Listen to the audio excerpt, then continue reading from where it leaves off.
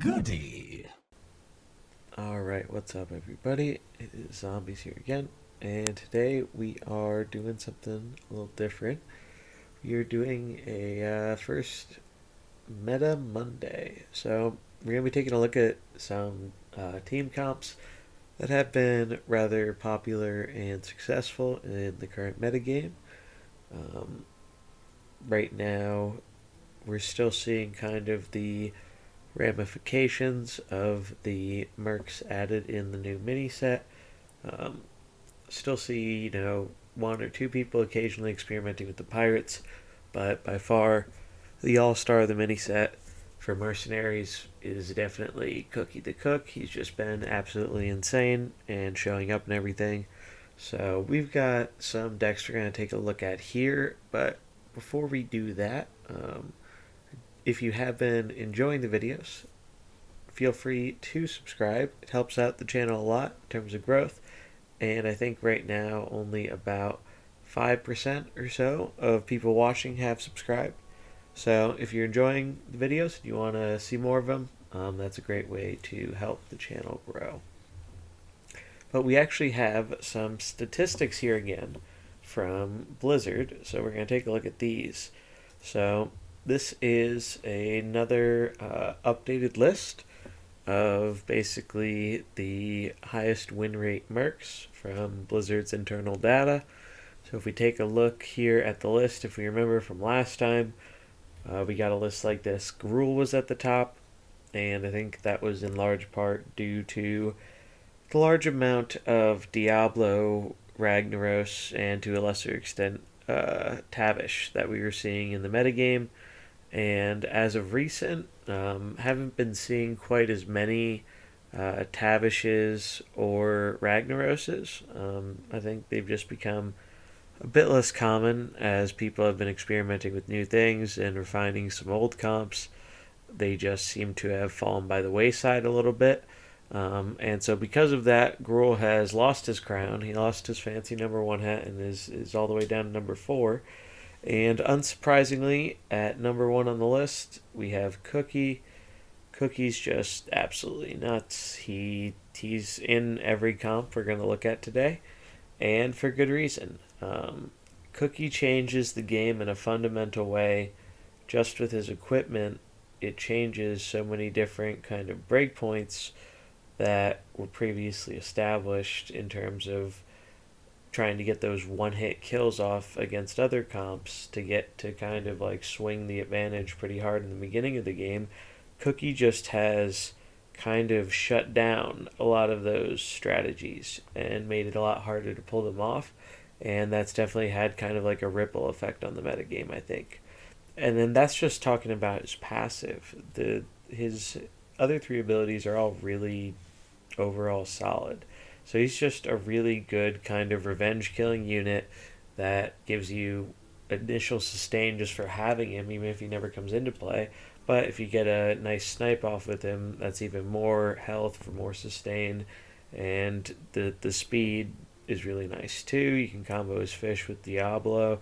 It's just, I totally am not surprised that he is number 1. At number 2, we got Jaina, which that actually does surprise me a little bit. Because I haven't been seeing quite as much of Jaina recently either. I have ran into her a few times in like a frost start with like usually it's her and Varden, and then either Lich King or I've also seen King Mukhla to kind of get a taunt to counter Samuro starts trying to kill him, but they haven't seemed the most effective to me. I could be wrong about that though, because obviously she's really high up on that list, so it might be time to experiment more with Jaina soon.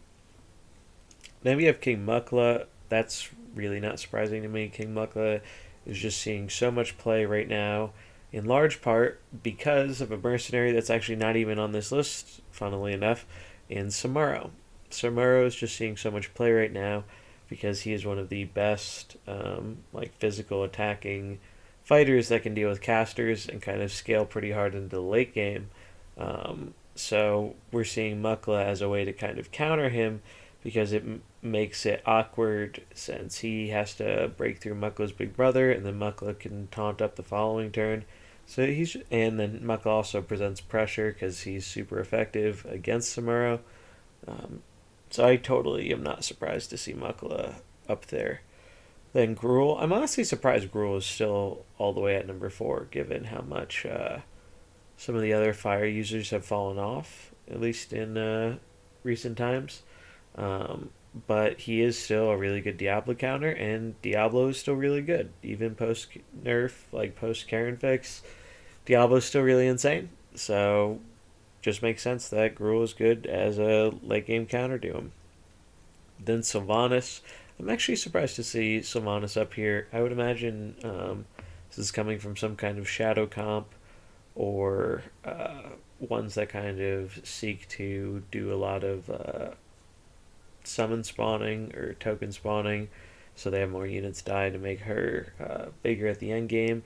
But the one problem I found with Sylvanas is the biggest impact from her is usually her death rattle, and a lot of the times I've had it where she's the only one left, so it's kind of like the best I'm hoping to gain out of her death rattle is just tying, and tying is a lot worse than winning. So I actually am surprised to see her so high on this list. I'm not surprised to see Diablo. Diablo is just insane. He's still insane. Just really, really good abilities, combos, insanely with Karen.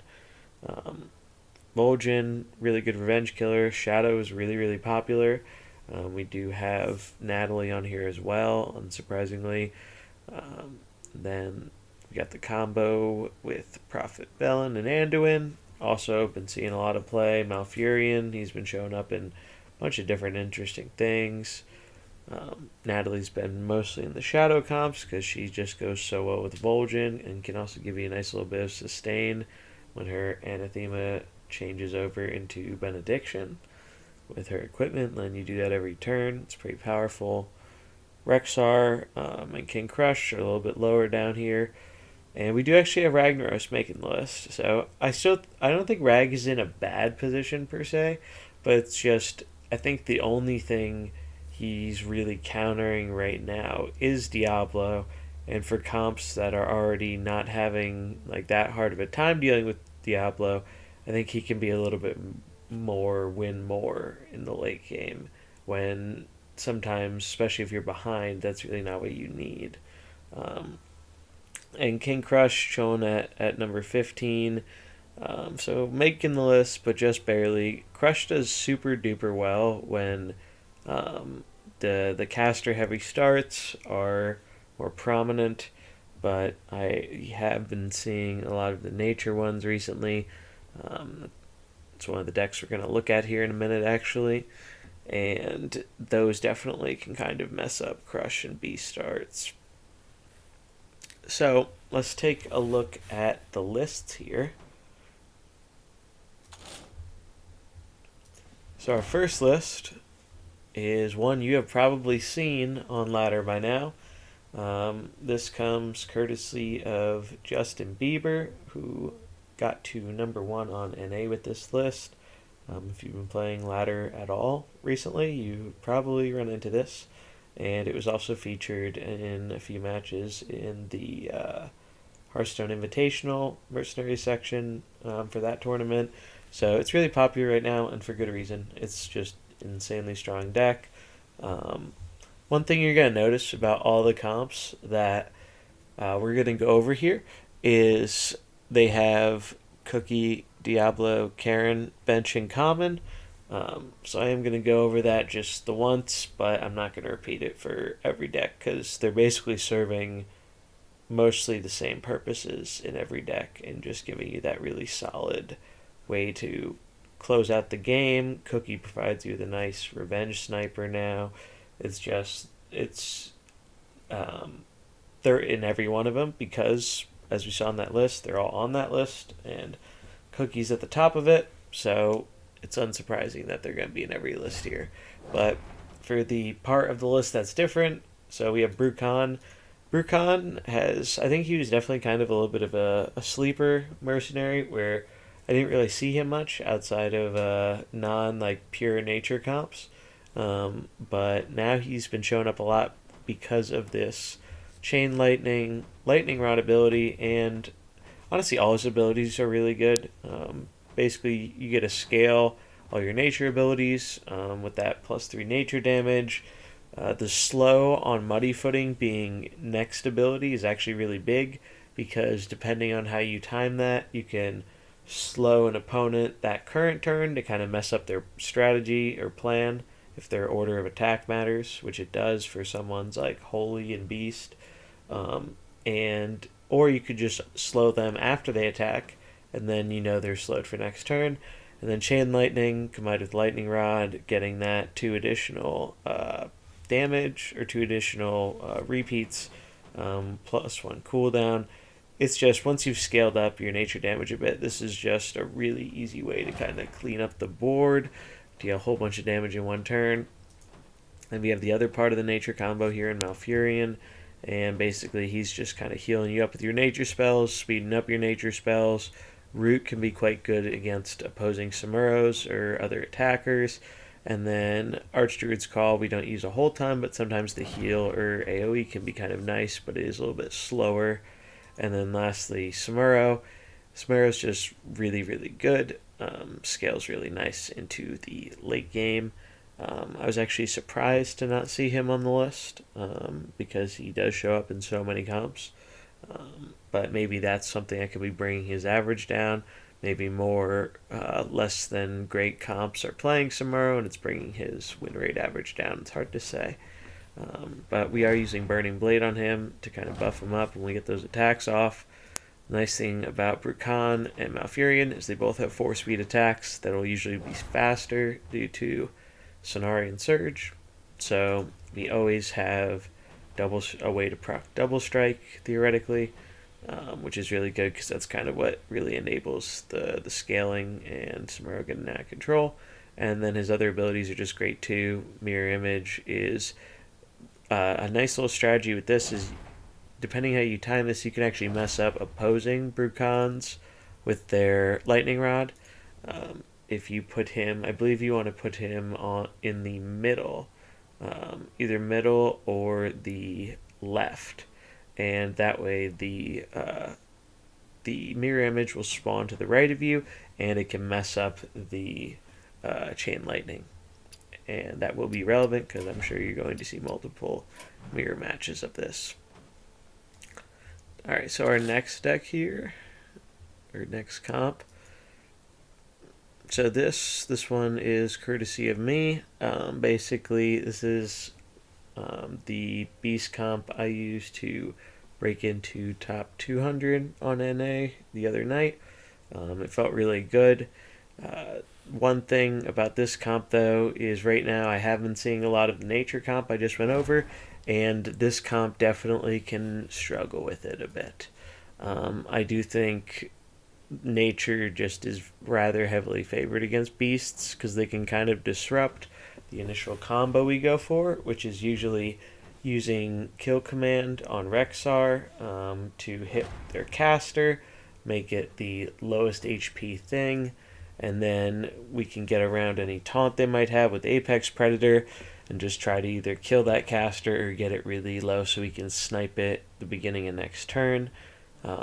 Unfortunately, the nature comp with Samuro definitely has some pretty good ways of kind of countering this start, and the other downside is we only have one caster and our only caster is Cookie, so it's kind of hard for us to kill Malfurion, and that can be bad because Malfurion just keeps healing their Samuro, healing their own Malfurion, and it just makes it hard to close out the game with damage as they're picking away at us, and we don't really have much in the way of healing in this kind of comp.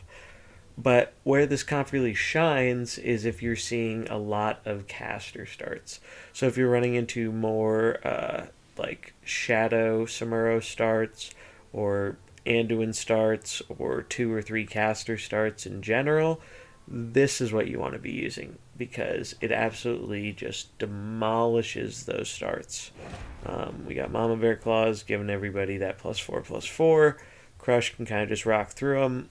One thing you do want to be aware of with Crush is when you are up against opposing Malfurion, a lot of the time on turn 2, they will root you to kind of play around Crush, kind of cleaning up one or two of their units. So that is one thing you might want to try and play around by using the Devil Sword with Rush, because it will get another +4/+4 from the Rexar, and that way you're not like stuck on not doing an action that turn.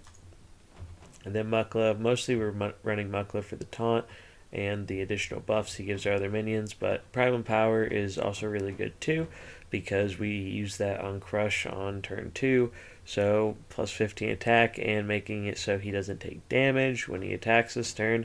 It's really huge because he can get some kills off while staying relatively healthy. And then we obviously have Mokha's big brother up here protecting us.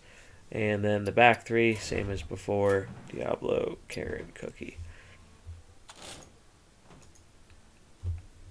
Next up, so this is the Holy Taunt composition. I made a video on this a few days ago, or last week or so. I think it was a few days ago. And this was actually also taken by Zunda 2017 up to, I think it was top 80 on, it was either, I think it was the China server. It was either China or Asia Pacific. I'm not sure.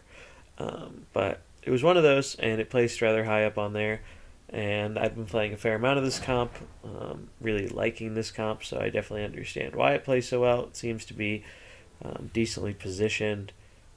We have your standard equipment on Anduin, rocking the Ring of Purity, and you're just trying to basically scale Anduin up really high. The nice thing about what Cookie adds to this comp is previously Samuro could pretty much always threaten to T1 kill the Anduin, but now, because of Cookie's additional health, Anduin will take damage, then he heals himself, and the health you gain from the healing yourself, along with the additional Cookie health, basically makes sure that you're usually out of range for getting killed on turn 1, and then you can start healing more, turn 2, scaling back up, and it just kind of snowballs from there. So you've probably run into this on the ladder by now. Anduin's just really, really good, and I definitely expect to see a lot more of him as the meta progresses. And Velen is kind of like his partner in crime. It can be a little dangerous sometimes to double start them, but I do really like doing it, depending on what you're seeing. But Velen's just really good because he combos with Anduin, scaling up with the holy damage and making your Holy Nova go off twice, and it just gives him such insane health scaling, because that means you're getting 3 heals off twice, so that's 6 heals off, so that's 24 health, and then you have another 14 health restored twice, so that's 28 health, so that's 50 health right there, and it just gets out of control really fast. Now, I'm still debating a little bit between Tome of Inspiration and Potion of Light. So far, I've been running Potion of Light, and I really like that on there, and I believe that's what they were running as well on their run. It's just sometimes when your Velen dies in the later game, or even like the mid game, it can be really helpful healing up your other units, especially if Anduin's still out. You get another like free proc for more HP, but there have been times where I have wanted the bonus health from Holy Blast, so I might have to try that eventually. And then we have Mukhla coming in with his usual role of just offering some much needed protection here. He solely exists to shut down Samuro, basically, because Samuro is the one thing that really kind of threatens us here. So Mukhla acts as natural counter, and then we have our standard Cookie, Diablo, Karen bench.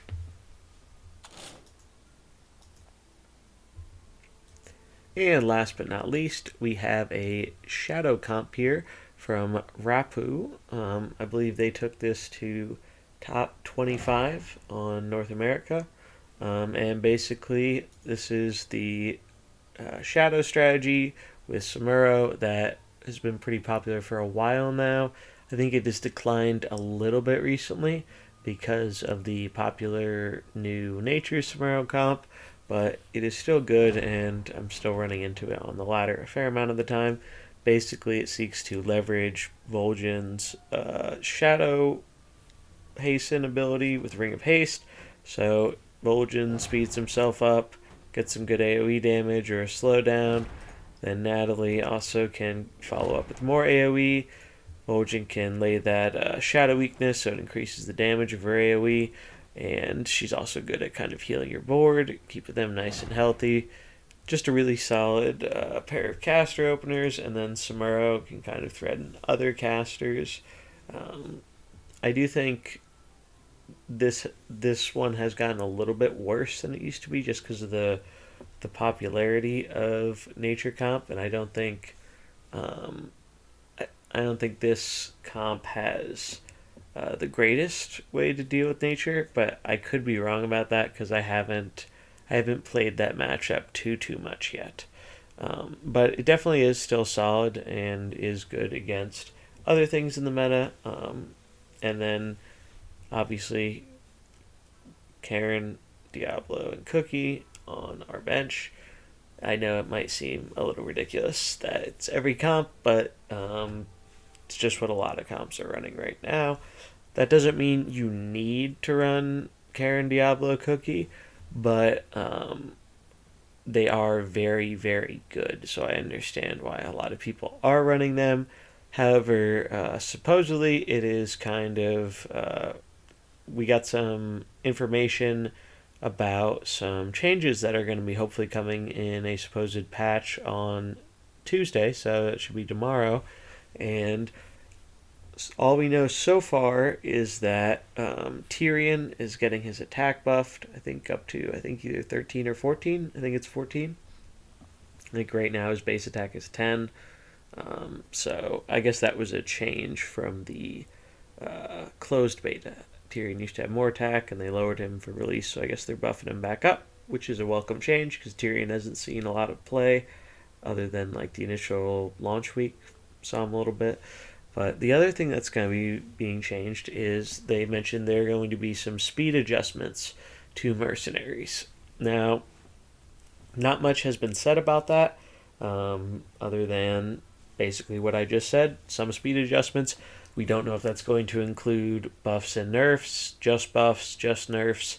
But if I had to take a guess, I'm going to say it's going to end up being buffs because they came out and said they don't think that the meta isn't in too dire of a place where they feel they need to change things, but there were some mercenaries that they thought would see a bit more play that have not been seeing quite as much play. So it sounds like to me it's going to be a little bit of buffing to speed to make some of the other mercenaries that aren't being played right now a little bit more competitive, which is great. I think that's a really great and welcome change because obviously Mercenaries is a really complicated game mode, and so I can definitely empathize with the developers in that it can be hard to like fully get a mercenary where you want it to be, like in terms of how good it is, how playable it is,